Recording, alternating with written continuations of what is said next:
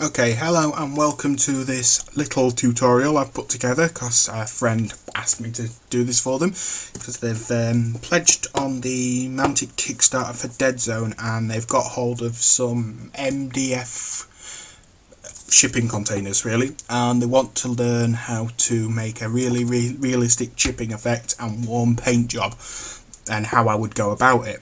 So this is for a guy called Warren really. So what I've done is I haven't got no shipping containers, so I've got a couple of these spare. These are Warhammer 40k Rhino hatches.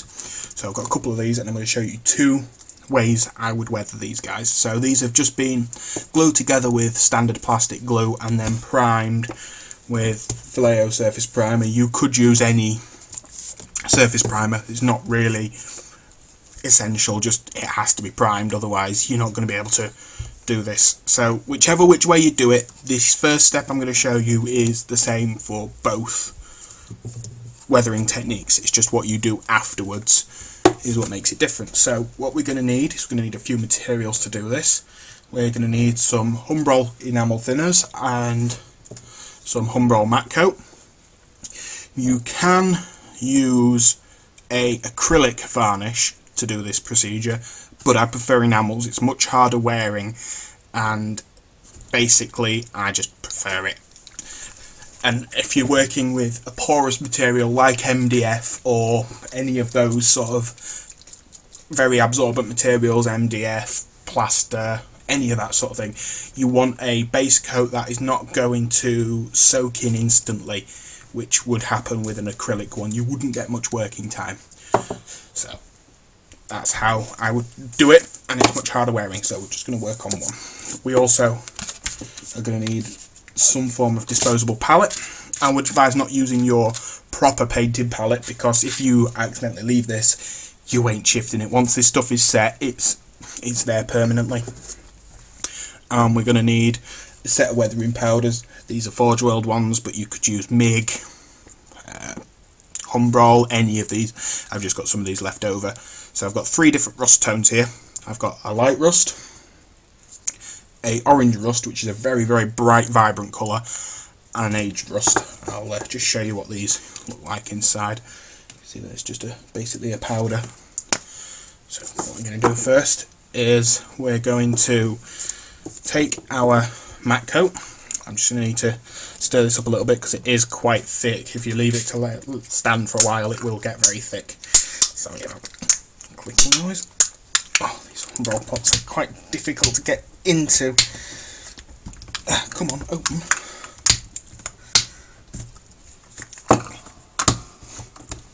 Oh.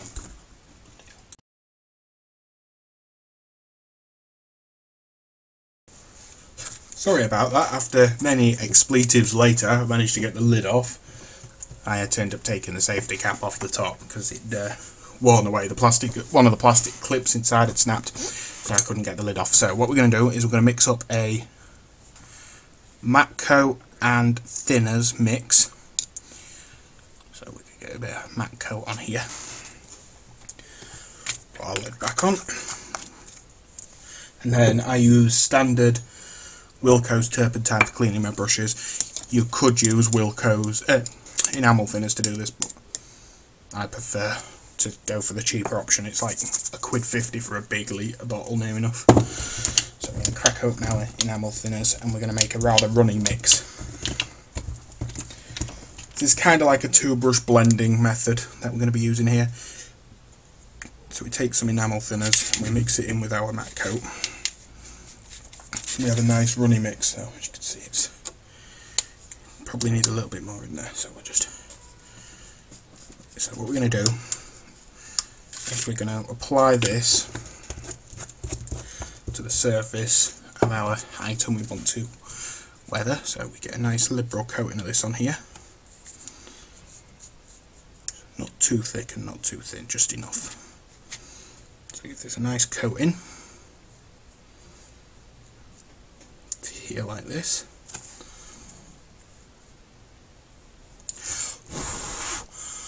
Make sure there's no bubbles, so we'll just wash our brush off, and then we're going to go for a clean brush.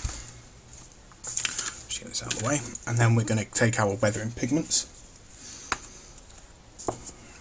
Just open the pots up, and what we're going to do is we're going to apply these pigments to our model, or whatever it is we're weathering. We're just going to stipple them on and try and blend them together on the surface of our thing we want to weather. This also gives us a sort of texture as well as obviously rusting it up, but like I say, this is, you have to do this for both of the techniques. You could, like I said before, use a acrylic varnish for this, but I prefer enamels. Much nicer set of paint. So like I say, after we've ground in our pigments,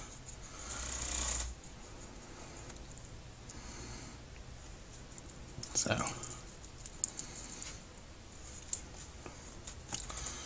just get a little bit more of this rust on here as well, focusing on areas you want to very heavily weather. And what will happen is this will soak up the enamel mix and then will dry to a solid consistency. If you find it's not going on quite as well as you'd like, just get a brush laden with thinners and just dab it on the surface. I find just adding a couple of spots of this will help blend the colours together a little bit more. Just gives you that little bit more uneven texture, and then we'll just go back in with a bit more pigment and just dab it on.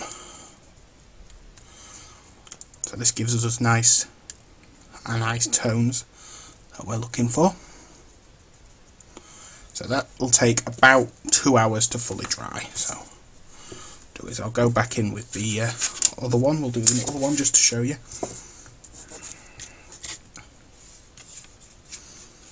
So again, we're just gonna put on our enamel varnish mix.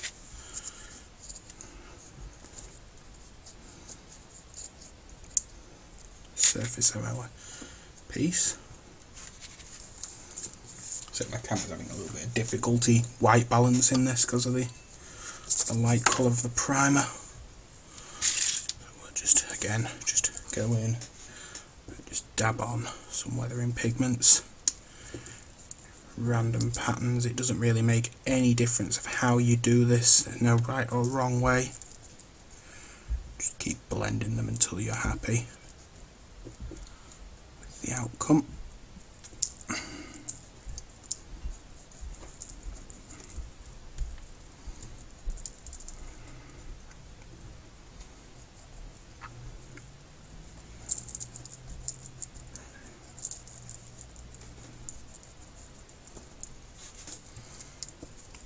And then we'll just leave them to dry.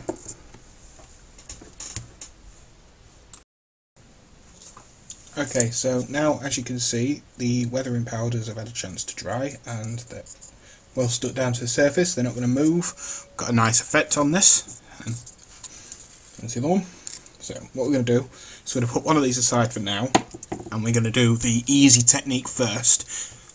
This one doesn't give you quite as a good result, but it'll give you a reasonable result. It's not the best one, but hey ho, it's quick, it's easy, and it's clean. So like I said previously, you could use a standard varnish for this, standard acrylic varnish, rather than the enamels, but I prefer the enamels. When it comes to the other technique, you do need to use the enamel. You can't not use the enamel. If you look on my previous videos, you'll see how I normally weather like rocks and figures and stuff, and you'll notice I used a product called Decalfix. Well, this product will reactivate weathering powders when it comes in contact with water. So wet paint, these weathering powders with an acrylic medium on there, it would just run everywhere, and that's not what we want. Okay, so that's why I use the enamels. So first of all, for this technique, we're going to need a couple of other products. You can use Humbrol Mascol. This is a liquid mask from Humbrol, or A similar product I also have is the Vallejo one. The Vallejo one is slightly cheaper, but you do get less in a bottle. But this is water based, this is ammonia based. So I prefer this for canopies where I'm going to be applying it with a brush, where this I tend to use if I'm applying it with a sponge, because the sponge you're going to throw away. A paintbrush, you know, trying to get this stuff off a paintbrush is very difficult, so we'll be using the purple one for this, and some open cell foam. This is from one of the Mantic blisters, but you can use any packaging foam, or if you haven't got any packaging foam, something like a dish sponge, any spongy material. So just rip a corner off of this, just give this a quick shake, and hopefully I should be able to get this lid off properly. Yep, so as you can see, it's like a purple gloopy liquid. It really does stink, this stuff, but it's good for what it does. So what we're going to do is we're going to get a pair of tweezers and our foam, and we're going to bunch it up, just grab it with our tweezers and just dip it in to our masking agent. And then what we're going to do is, where we want the rust to come through the paintwork, we're going to dab on this stuff. So of course, anywhere where we want the paint to stay, we'll put the mask on. Anywhere where we want rust to come through, we'll leave bare. So what we're going to do is we're going to focus around the middle areas mostly, because obviously the middle area is where the paint is going to be mostly situated if you've ever looked at a rusty corroded vehicle or anything like that. So just going to focus on the middle sections.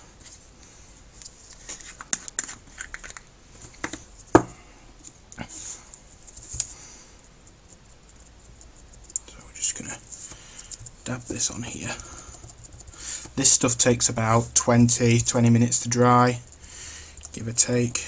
So try and leave the edges rather rusty, because obviously the rust usually rusts from an area where water would collect. So what you want to do is you want to look on your models where water would collect.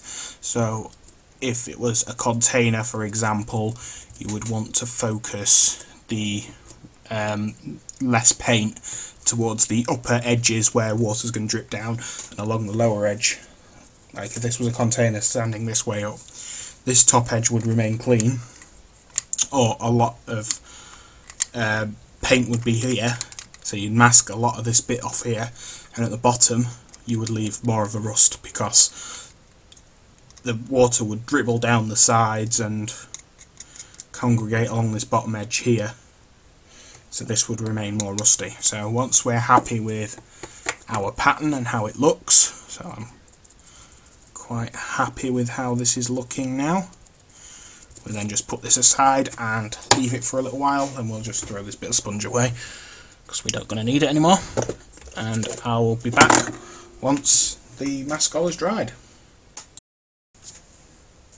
Okay, so now the mascol has had a chance to dry, you then load up airbrush, paintbrush, whatever you want to do with the coat you want to be on the outside. I'm using Vallejo light grey Model A because I'm going to be using my airbrush.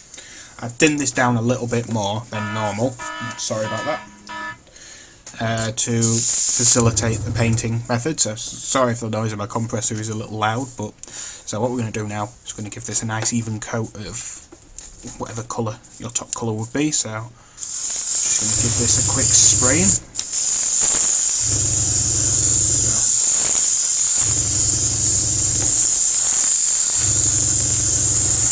That's enough for me. So we're just going to leave this now to dry. Take about 10 minutes or so, give or take, however long your paint normally takes to dry. Well, I tend to use this to thin my airbrush paints as well. Even if they're airbrush specific paints, I had about 1 or 2 drops of this. This stuff has a drying retarder in it, so it facilitates the painting method a little bit and gives you nice even coats. So I'll be back in 10. So our paint is dry. Now here comes a moment of truth. So I've got a small stipple brush. You could use your finger or anything to remove this mask. So what we're going to do is we're just going to rub this across the surface of our item, and as you can see the mask skull is peeling away where and the more you rub it, the more the pigment is going to come through. For some strange reason this isn't cool. There we go. So what I'm going to do is just going to rub our hand across it. Gone a little bit heavier than I would normally have done with the mask skull, but never mind. So what I'll do is I'll get some close-up shots of this as well. My camera. As you can see there, where I put the most mask skull, it's taken the paint away and left little tiny flecks of paint in these areas, and obviously the more you rub it, the more paint is going to come off. You probably wouldn't want to go as heavy as this, but if you put less of the mask skull down, then more of the rust will be covered up by the paint. I tend to like nice heavy contrast start lines, so if this was actually like that of a container, you would see, oh sorry, this wall here, paint around the outside with the rust on the main surface. So if you could imagine the rain and wind blowing on this surface, you get this nice effect. So that's one method, that's the easiest and the cleanest method. The next method I'm going to be showing you is slightly different.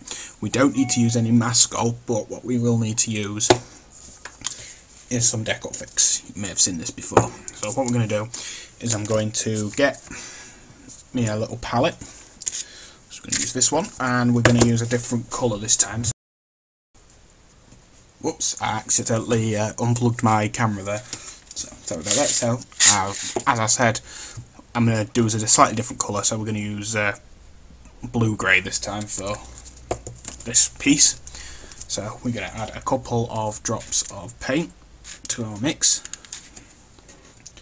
and then we're going to add quite a lot of Deco Fix, about 3 to 1, so 1 part paint to about 3 parts Deco Fix, because what we need is this paint to be really thin.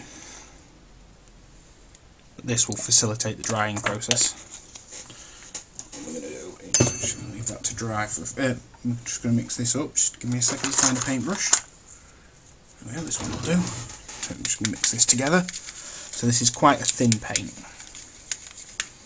but because we've thinned it with Deco Fix, you'll see a nice little trick afterwards. You could spray this mixture on with an airbrush, but I really can't be bothered. So what we're going to do is just going to apply this over the surface of our model. You might want to add a couple of layers of this. It's entirely up to you how much paint you want to actually show through this. So just cover it in paint. Might go back and give this a second coat just to bring up these colours. So what I can do is you should leave this to dry for a few minutes. So I'll be back in a couple of minutes once I've added a few other coats. You might want to put 2, maybe 3 coats on until you're happy with the faded colour you're going to get, because how this dries is how it's going to look on the finished model. Maybe slightly different, so I'll be back in a few minutes.